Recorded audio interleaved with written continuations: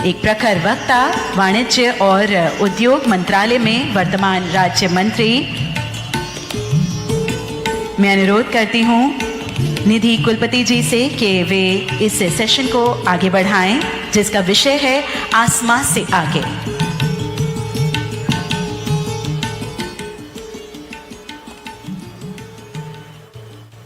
आप सभी को एक बार फिर से नमस्कार। आसमां से आगे वाकई उत्तराखंड में जब लोग आते हैं वो आसमां को देखते हैं, प्राकृतिक खूबसूरती को देखते हैं। और इस समय हमारे साथ बेहद खास मेहमान मौजूद हैं जो इसके स्वरूप को और मददगार और प्राकृतिक तौर पर सुंदर बनाने में इस राज्य की मदद कर सकती हैं। अनुप्रिया पटेल हमारी उद्योग और इंडस्ट्रियल मंत्री, MOS राज्य मंत्री यहाँ पर मौजूद हैं। बहुत बहुत धन्यवाद अनुप्रिया, आप आई समय निकालने के लिए। वाकई में उत्तराखंड ऐसा राज्य है जो अपने बूते काफ़ी समय से आगे चल रहा है, लेकिन आप केंद्र में मंत्री हैं, किस तौर पर देखती हैं इस राज्य की और प्रगति हो, औद्योगिक रूप में, उत्पादनों के रूप में, कमर्शियली और बेहतर बने?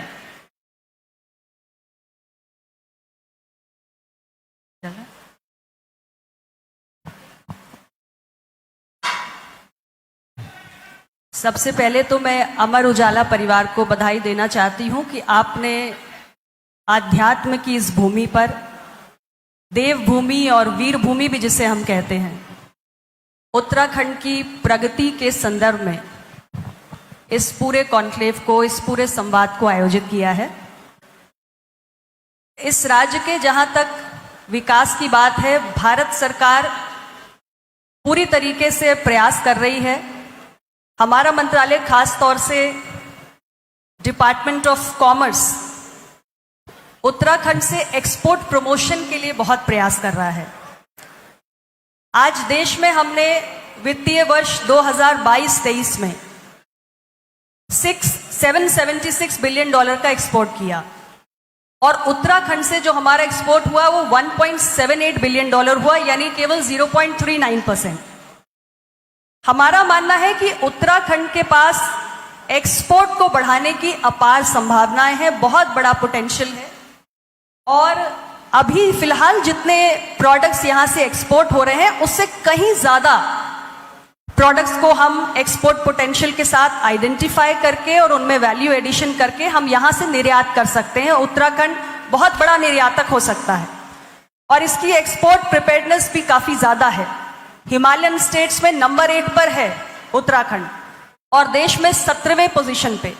तो एक्सपोर्ट प्रमोशन की दृष्टि से भारत सरकार राज्य सरकार के साथ मिलकर बहुत कोशिश कर रही है और मुझे लगता है कि आने वाले समय में जो आज हमारे भारत के कुल एक्सपोर्ट्स में उत्तराखंड की भागीदारी केवल 0.39% है, वो आने वाले समय में और भी ज्यादा बढ़ेगी और मुझे इसकी पूरी उम्मीद है। अनुप्रिया, बिल्कुल आपने जो कहा यहाँ का एक्सपोर्ट है, अब जैसे यहाँ की राजमा, मक्का, एक खास तौर से पट्टू करके यहाँ पे कपड़ा जो होता है, यहाँ पे लोग जो स्थानीय लोग गांव वाले बनाते हैं, तो वो आगे तक बढ़े। धान की खेती भी होती है, गेहूं की भी होती है, लेकिन जो ये इनके यहाँ का मोटा अनाज है, क्योंकि इसकी भौगोलिक स्थिति हमारे इस राज्य की ऐसी है कि अगर ग्रामीण ऊपर परिवेश में लोग खेती करें, कहाँ से पहुँचे, उस लिहाज से कैसे आगे बढ़ा जा सकता है यहाँ पर कि वो फैसिलिटेट हो कि उनका प्रोडक्ट आगे मार्केट में जाए, उत्तराखंड के वैसे बाज़ारों में या देश में और राज्यों में या और जाए, और जो औद्योगिक घराने वो जुड़ें, उस लिहाज से क्या विचार है? आपने बहुत महत्वपूर्ण प्रश्न पूछा है। भारत की सरकार का इस वक्त माननीय प्रधानमंत्री जी के नेतृत्व में जो दृष्टिकोण है वो बिल्कुल यही है कि हमारे देश के अंदर अलग अलग राज्यों में जितने भी अलग अलग जनपद हैं, हर जिले में लोकली हम बहुत कुछ ऐसा उत्पाद पैदा करते हैं जिसमें थोड़ा सा वैल्यू एडिशन करके हम उसे निर्यात के लायक बना सकते हैं। और इस दृष्टि से हमने उत्तराखंड के सारे 13 राज्यों में काम करना शुरू किया। अभी कुछ टॉप एक्सपोर्टिंग जिले हैं, जैसे देहरादून है, हरिद्वार है, नैनीताल, पिथौरागढ़, उधम सिंह नगर, लेकिन इसके अलावा भी और जिले हैं जिसको हम इस प्रक्रिया में शामिल कर सकते हैं। तो इसके लिए हमने हर जिला स्तर पर एक डिस्ट्रिक्ट एक्सपोर्ट प्लान तैयार किया है और जिन सारे प्रोडक्ट्स का आपने जिक्र किया, जैसे यहाँ पर वुलन प्रोडक्ट है, या यहाँ का एग्रीकल्चर प्रोडक्ट है, या यहाँ पे मैंने देखा है कि बहुत तरह तरह के फूल भी हैं, यहाँ पर जड़ी बूटियाँ भी हैं, बहुत सारा यहाँ पे सेंटेड परफ्यूम प्रोडक्ट भी बनता है, लोकली बनाते हैं लोग। और यहाँ की पट्टू वूल का जिसका आप जिक्र कर रहे थे, हैंडीक्राफ्ट है, हैंडलूम है, ये सारी ऐसी चीजें हैं जो अभी तक हमने जो जिले के एक्सपोर्ट प्लान बनाए हैं उसमें नए प्रोडक्ट्स के रूप में शामिल किया है। इससे फायदा ये होगा कि एक तो हर जिले को हम जो एक्सपोर्ट का ग्लोबल मैप है, हर जिले को हम उस मैप पर स्थापित कर देंगे।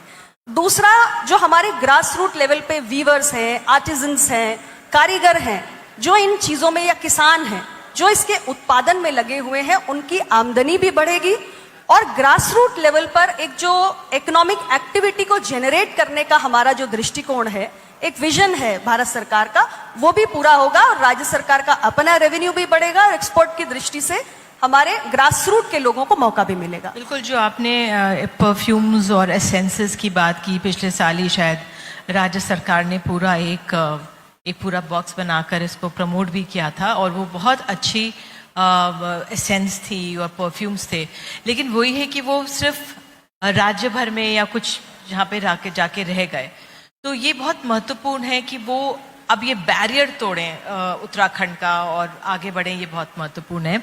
अब मुझे यहाँ पे भी आज ही लोग मिले, सिलाकुली एक इंडस्ट्रियल एरिया यहाँ पे जिस तरह से बन रहा था, तो औद्योगिक घराने आए और ये जो इंडस्ट्रियल एरिया इन्होंने सोचा है जब तब से, उसके लिहाज से कहाँ पे बात पहुँच रही है, उद्योग बढ़े, उसके लिए क्या विचार?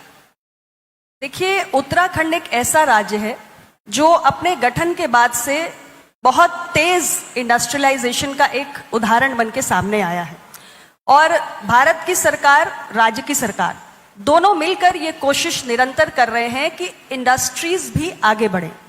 इसके लिए हमारी भारत सरकार ने, अगर मैं 2003 से लेकर अब तक की बात करूं तो लगभग 350 करोड़ रुपए हमारे इस राज्य को मिल चुके हैं भारत सरकार से। अगर मैं 9 साल के मोदी सरकार के कार्यकाल की बात करूं तो 187 करोड़ के लगभग मिल चुका है। इसके अलावा 2017 में हम इंडस्ट्रियल प्रमोशन स्कीम भी लेके आए, जिसके तहत हमने यहाँ के इंडस्ट्रीज को बढ़ावा देने की कोशिश की। यहाँ पे गवर्नमेंट इंडस्ट्रियल स्टेट्स भी हैं और इसके अलावा जो मैं देख रही हूँ कि जो इंडस्ट्रियल एस्टेट्स को नए लोग, प्राइवेट लोग सेटअप करने के लिए आगे आ रहे हैं, उनको राज्य की सरकार भी काफी इंसेंटिव्स दे रही है, 10 लाख रुपए प्रति एकड़ का। तो मुझे लगता है कि राज्य सरकार भी बहुत कीन है कि ज्यादा इंडस्ट्रियल एस्टेट्स यहाँ पर बने और उसके लिए जो जरूरी सुविधाएं हैं, उसमें जो सब्सिडी के माध्यम से या इंसेंटिव्स के माध्यम से जो सहयोग कर सकते हैं, वो राज्य की सरकार भी अपने स्तर से कर रही है। टूरिज्म में जब आपसे बात हो रही थी, आपने बताया था कि सर्विस सेक्टर के तहत आता है और उस पर भी आप लोगों का फोकस है। वो कैसे और कारगर हो सकता है? क्योंकि अभी मुझे लोग ये बता रहे थे, 4 धाम यात्रा यहाँ पे चल रही है, टूरिज्म का बहुत ओवरलोड है, लोग आ रहे हैं। बहुत अच्छा ये है कि इससे लोगों को रोजगार और उनकी कमाई का जरिया, और ये सीजन्स हैं जब 4 धाम की यात्राएं और ये तीर्थाटन और पर्यटन चलता है, तब लोगों की अच्छी आमदनी हो जाती है, उसके आगे पीछे नहीं। तो उनका ये कहना था कि सरकार डिजिटल तो प्रयास बहुत कर रही है, लेकिन जो लोग हैं वो QR कोड से पैसा लेने को तैयार नहीं है, उनको कुछ अड़चने आती हैं। जरा ये समझाइए, आप लोगों को भी क्या कुछ रिपोर्ट्स मिलती हैं ऐसी, हो क्या रहा है ये? देखिए, मैं आपने 2-3 विषय एक साथ जोड़े हैं। पहले तो टूरिज्म एक महत्वपूर्ण सर्विस सेक्टर है एक्सपोर्ट्स की दृष्टि से।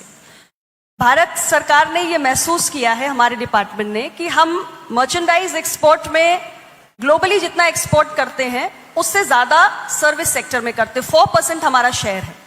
तो उसमें कौन सी ऐसी सर्विसेज हैं जिनको प्रमोट किया जा सकता है? 12 हमने चैंपियन सर्विस सेक्टर्स निकाले हैं। उन 12 चैंपियन सर्विस सेक्टर्स में से एक हमारा टूरिज्म है। वो इसलिए क्योंकि भारत के कोने कोने में इतनी विविधताएं हैं और इतनी प्राकृतिक खूबसूरती है, इतना कुछ हमारी सांस्कृतिक धरोहरों के रूप में है कि क्यों ना हम टूरिज्म को प्रमोट करें एज अ सर्विस सेक्टर। दुनिया भर से लोग आए और इसके माध्यम से एक जो भारत सरकार को फॉरेन एक्सचेंज मिल सकता है, जो रेवेन्यू मिल सकता है, वो मिले। तो उत्तराखंड में भी हमने टूरिज्म को इस दृष्टि से प्राथमिकता दी और 4 धाम का प्रोजेक्ट यहाँ की सरकार ने शुरू किया, तो ये चारों धाम के लिए बेहतर सड़कें बनी, तो लोगों की एक उन इलाकों में, मैं कहती हूँ पर्यटक या श्रद्धालु जो आ रहे हैं, अब उनके लिए पहुंच और आसान हुई है। डिजिटलाइजेशन के लिए हमने तेजी से काम किया है, ग्रास रूट पर लोग इसे धीरे धीरे समझ भी रहे हैं, अडॉप्ट भी कर रहे हैं। और मैं एक योजना का उदाहरण दूंगी आपको, जो हमारी स्वनिधि योजना चलती है, जिसमें लोग छोटे छोटे कारोबार 10,000 20,000 भारत सरकार की इस योजना के तहत लेके शहरी क्षेत्र में करते हैं। वो भी अब अपना एक चाट का ठेला अगर लगा रहे हैं तो उस पर भी चाहते हैं कि डिजिटल ट्रांजैक्शन हो। तो अगर इसमें लोकली कोई समस्या छोटी बहुत आ रही है तो उसको हम समझ के हल कर लेंगे, लेकिन ब्रॉडली हमारी ये कोशिश है कि एक डिजिटल इंडिया की तरफ जो हम लोग बढ़ रहे हैं, तो हम नीचे इसमें और ज्यादा पेनिट्रेट करते जाएं और एक आम आदमी भी जो डिजिटल टूल्स को यूज करने की एक सहूलियत है, उसके साथ वो सहज हो सके और उसके महत्व को समझ सके और एक बेहतर अर्थव्यवस्था की ओर हम बढ़ सके। बिल्कुल, जो आपने कहा कि सहज हो सके, क्योंकि हम देखिए जो बड़े बड़े शहर हैं वहाँ पे तो लोग बहुत सहज हो गए हैं, और जब ट्रैवल करने आते हैं तो अब कोई कैश ज़्यादा रखता नहीं है, वो फ़ोन ही से सब कुछ काम हो जाता है। लेकिन जो हमारे दूर दराज ऊपर छोटे छोटे दुकानदार हैं, पहाड़ों में बसे हुए हैं, पहले बड़ी मुश्किल से तो वो सामान लेके जाते हैं। एक हब की भी बात हो रही थी, मुझे ये भी बताया गया कि हरिद्वार में इनलैंड कॉरिडोर डिपो की बात हो रही थी कि वो बने, क्योंकि कंटेनर्स ये बहुत महत्वपूर्ण है। तो ऊपर तक सामान ले जाना एक बहुत बड़ी चुनौती है कारोबारियों की, व्यापारियों की, और वही झिझक जो आपने बोली डिजिटल ट्रांजैक्शन की, वो अभी समस्याएं बनी हुई है। उसके निवारण के लिए क्या? ये देखिए, ये टीदिंग ट्रबल्स हैं, क्योंकि अभी तक भारत की इकोनॉमी मेजरली तो कैश ट्रांजैक्शंस पे ही निर्भर रही है। लेकिन हमने मोदी जी के प्रधानमंत्री बनने के बाद से डिजिटल इंडिया के मूवमेंट को बढ़ाया, और जिस तरीके से हमने ऑनलाइन ट्रांजैक्शंस को बढ़ावा दिया, ये काफी हद तक पेनिट्रेट कर गया है। लेकिन पहाड़ी इलाकों में, पर्वतीय क्षेत्रों में या टूरिस्ट स्पॉट्स पे जहां लोग जाते हैं, तो मैं समझ सकती हूँ कि व्यवहारिक रूप से कुछ कठिनाइयां आती होंगी।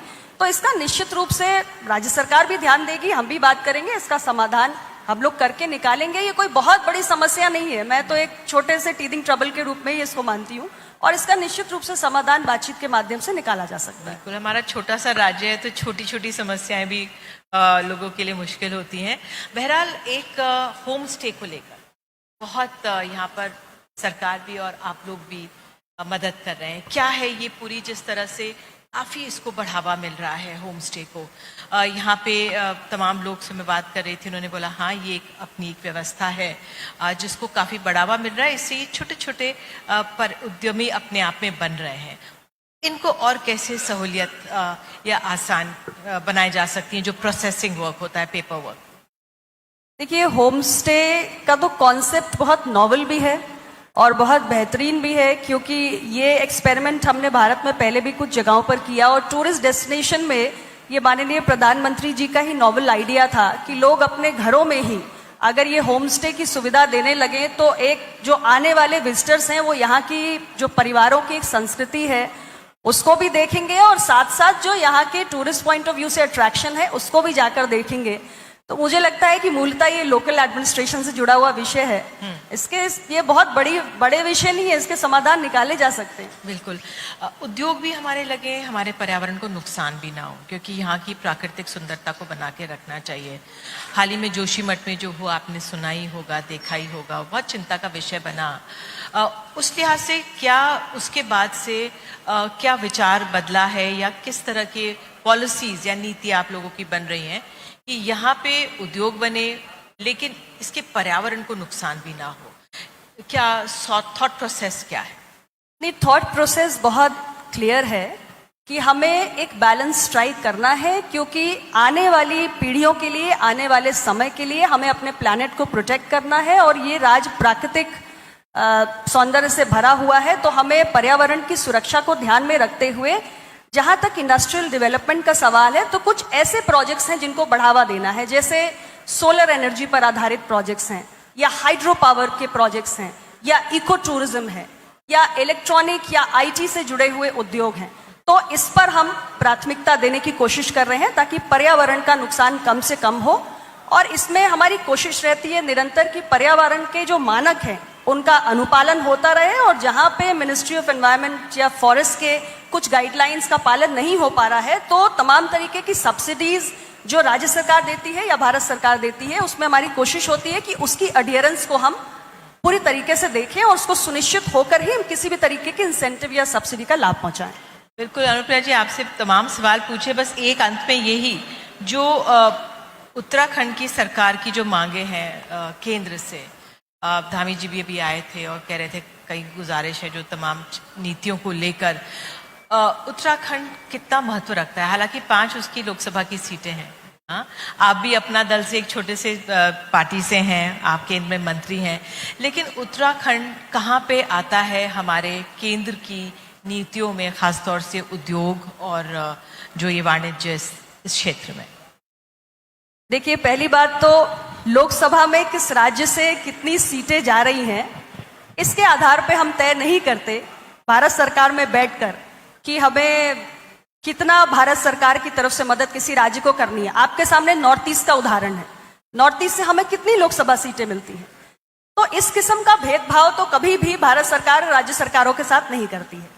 जहां तक उत्तराखंड के विकास की बात है, तो मैंने आपको एक्सपोर्ट का पर्सपेक्टिव भी दिया कि छोटा सा राज्य है, 13 डिस्ट्रिक्ट्स हैं, लेकिन फिर भी जिस तरीके से हम काम, मैं तो उत्तर प्रदेश से आती हूँ, उत्तर प्रदेश में 75 जिले हैं, उत्तर प्रदेश के 75 जिलों में भी डिस्ट्रिक्ट एक्सपोर्ट प्लान बन रहा है, और उत्तराखंड में 13 जिले हैं, तो वहां भी हम हर जिले में डिस्ट्रिक्ट एक्सपोर्ट प्लान बना रहे हैं। हमारी कोशिश है कि यहाँ से बहुत कुछ है जो हम एक्सपोर्ट कर सके, क्योंकि यहाँ के आम व्यक्ति जब एक्सपोर्टर बनेंगे, उस चेन में शामिल होंगे, तो निश्चित रूप से यहाँ पे इस राज्य की प्रगति होगी। और उसके लिए हमारा डिपार्टमेंट ऑफ कॉमर्स जो भी एक्सपोर्ट ओरिएंटेड स्कीम्स हैं उसका लाभ भी पहुंचा रहा है। कैपेसिटी बिल्डिंग प्रोग्राम से लेकर तमाम हमारी योजनाएं जो चलती हैं वो सारी यहाँ पर पहुंच रही हैं। और इंडस्ट्री पॉइंट ऑफ व्यू से भी मैंने आपको बताया कि एक बहुत बड़ा पैकेज यहाँ के लिए खास तौर से अनाउंस किया गया था, जिसमें अभी तक जो हमने 2017 से लेकर 2022 तक जिस इंडस्ट्रियल स्कीम को उत्तराखंड के लिए खासतौर से हम लेकर आए, अभी तक हम 62 करोड़ रुपया इस राज्य के जो पात्र और जो एलिजिबल यूनिट्स हैं उनको हम दे चुके हैं, निर्गत कर चुके हैं, और बहुत सारे प्रपोजल्स हैं जो अभी एग्जामिनेशन में हैं, उनको भी हम अंतिम चरण में फाइनलाइज करके उनको भी जो इंसेंटिव के माध्यम से सपोर्ट करना है इंडस्ट्रियल डेवलपमेंट के लिए, वो हम निरंतर इस प्रक्रिया को बढ़ाते रहेंगे। बिल्कुल, और इसमें क्योंकि G20 की बहुत अहम प्रतिष्ठित बैठकें यहाँ पर हो रही हैं और उसके लिए काफ़ी कार्य भी किया जा रहा है, लेकिन एक प्लानिंग की भी ज़रूरत होती है, कुछ फिजूल खर्ची भी हो रही है उस लिहाज से कि हमारे देश में हर जगह, हर राज्य में हम देखते हैं कि जब चीज़ें होती हैं, आयोजन होते हैं, तो उस लिहाज से कि पैसा ज़ाया ना हो, क्या अब हमारे देश में एक पॉलिसी, नीतिगत फैसले लिए जाएंगे या कुछ दिशा निर्देश कि ज़मीन पर जो भी राशि आवंटित हो रही है वो लागू? देखिए, इस पर तो कड़ी नज़र निरंतर हमारी रहती है। G20 को हम एक बहुत बड़े अवसर के रूप में देखें। आज दुनिया के तमाम देश भारत आ रहे हैं, प्रेसिडेंसी तो अन्य देशों को भी मिली, लेकिन भारत ने G20 प्रेसिडेंसी के इस अवसर का जिस खूबसूरती के साथ उपयोग किया, अपने एजेंडा को G20 देशों के सामने रखा, मुझे लगता है ये अपने आप में बहुत ही सराहनीय है और बहुत ही अभूतपूर्व प्रयास है हमारे गवर्नमेंट से लेकर हमारे जितने भी स्टेट गवर्नमेंट्स और ऑफिशियल्स हमारे गवर्नमेंट ऑफ इंडिया के या स्टेट गवर्नमेंट के इसमें शामिल रहे। ये देश भर में आयोजन हो रहे हैं, थोड़ा बहुत चलता है, हम शादी ब्याह भी घर में करते हैं तो हो जाता है, लेकिन आप देखिए कि इसका संदेश कितना बड़ा है जी। एक लोगों की जो प्रतिक्रिया है, जो फीडबैक है, जो भारत की एक छवि लेकर इतने सारे हजारों लाखों की संख्या में डेलीगेट्स आ रहे हैं दुनिया के तमाम देशों से, वो भारत की क्या अद्वितीय छवि लेकर वापस जा रहे हैं। मुझे लगता है कि राज्यों में जहां वो जा रहे हैं, वो टूरिस्ट डेस्टिनेशंस भी देख रहे हैं, साथ में राज्यों के साथ महत्वपूर्ण विषयों पर चर्चाएं भी कर रहे हैं, तो एक बहुत अच्छा अनुभव है। और मुझे लगता है कि भारत की प्रतिष्ठा को हमने जिस तरीके से उनके दिल दिमाग में स्थापित किया है, ये अपने आप में बहुत सराहनीय है, बहुत अद्भुत है और ये अनुकरणीय है आने वाले सभी सरकारों के लिए। बिल्कुल, हाँ, वही बैठकें सिर्फ दिल्ली, मुंबई या बेंगलोर तक सीमित नहीं है, हमारे छोटे छोटे राज्यों में भी जा रही हैं, शहरों में भी जा रही हैं, शहरों श्रीनगर में भी गए। अब अंत में आखिरी सवाल, क्योंकि ये समाप्त हो गया है, मैं अनुप्रिया जी से कल बात कर रही थी, तो मैंने कहा कि अब रात के 11 बज गए, आप क्या करेंगी? तो कह रही थी मैं पुराने गाने सुनती हूँ। उनको गाने सुनने का शौक है और गुनगुनाने का भी शौक है। तो बस अंत में आप लोग हमारी मंत्री जी को सुनिए गुनगुनाते हुए उनके पसंद का एक छोटा सा गीत।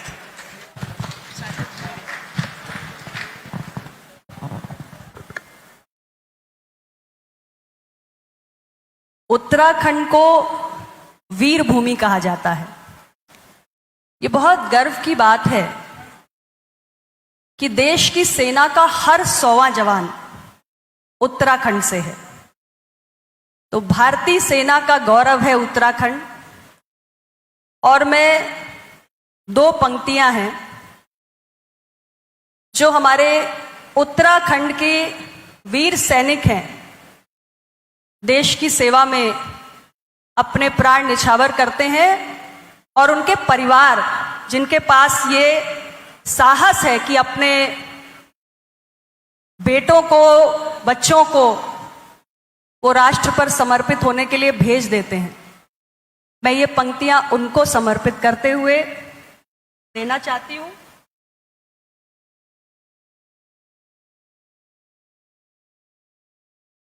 ऐ मेरे प्यारे वतन,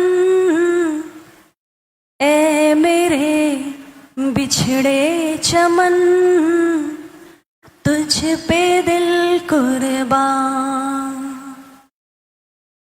ऐ मेरे प्यारे वतन, ऐ मेरे बिछड़े चमन, तुझ पे दिल कुर्बान। तू ही मेरी आरज़ू, तू ही मेरी आबरू, तू ही मेरी जान। ऐ मेरे प्यारे वतन, ऐ मेरे बिछड़े चमन, तुझ पे दिल कुर्बान।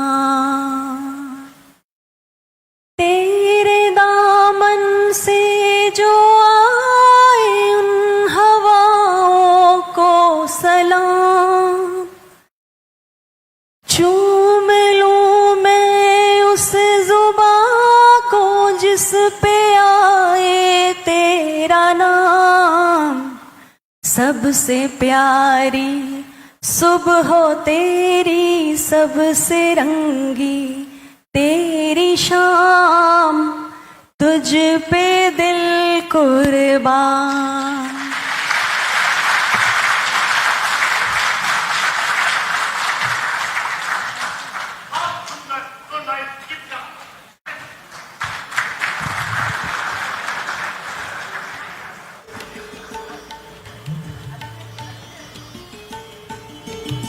मैम, आपका एक लम्हा हम लेना चाहेंगे मंच पर। एक बार जोरदार तालियां हो जाएं श्रीमती अनुप्रिया पटेल जी के लिए। और इस बेहतरीन सत्र के साथ हम उनका आभार व्यक्त करने के लिए मंच पर आमंत्रित करते हैं श्री अशोक शर्मा जी को अमर उजाला से। मैं विनम्र निवेदन करती हूँ सर से कि हम सभी की ओर से मैम का आभार व्यक्त करें।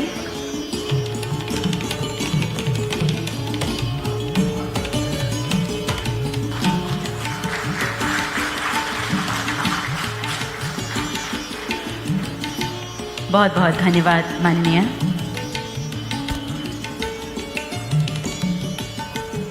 Thank you. और दोस्तों, आज के इस विशेष कार्यक्रम में ये हमारे लिए बेहद गौरव की बात है कि आज हमारे बीच उपस्थित हैं एक और ऐसी शख्सियत जिन्होंने अपना बहुमूल्य समय हमें दिया है।